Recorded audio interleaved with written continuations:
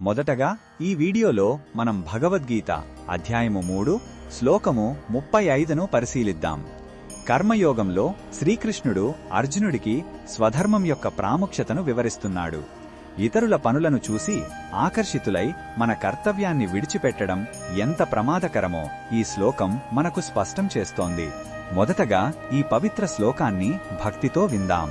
శ్రేయాన్ స్వధర్మో విగుణః పరధర్మాత్ స్వనుష్ఠితాత్ స్వధర్మే నిధనం శ్రేయః పరధర్మో భయావహ.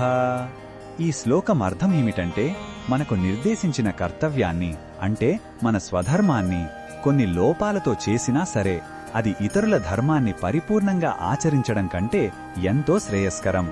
మన స్వధర్మ నిర్వహణలో ప్రాణాలు కోల్పోయినా మేలే. ఎందుకంటే ఇతరుల బాధ్యతలను స్వీకరించడం చాలా ప్రమాదకరం. అది భయానికి దారితీస్తుంది. ఈ శ్లోకంలో ఉన్న భావం మనకు ఏమి చెబుతుందంటే, మన సహజ స్వభావానికి అనుగుణంగా జీవించాలి. ఇతరుల జీవితాలను చూసి వారిలా ఉండాలని ఆరాటపడకూడదు. మనకున్న బాధ్యతలను, కర్తవ్యాలను చిత్తశుద్ధితో నిర్వర్తించడంలోనే మన ఎదుగుదల, మన శాంతి ఉన్నాయి. మన మార్గంలో మనం స్థిరంగా ఉండటమే నిజమైన ఆధ్యాత్మిక ధైర్యం. ఈ బోధనను మన దైనందిన జీవితంలో ఎలా ఉపయోగించుకోవచ్చంటే, మన ఉద్యోగంలో, కుటుంబంలో మన బాధ్యతలు ఏమిటో గుర్తించి వాటిని శ్రద్ధగా నిర్వర్తించాలి.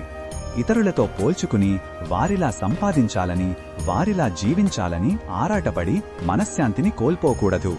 మనకు ఏ పనిలో నైపుణ్యముందో, ఏది మనకు సహజంగా వస్తుందో దానిపై దృష్టి పెడితే విజయం, సంతృప్తి రెండూ లభిస్తాయి. మరిన్ని భగవద్గీత శ్లోకాల అర్థాన్ని తెలుసుకోవాలంటే మా తదుపరి వీడియోలను తప్పకుండా చూడండి.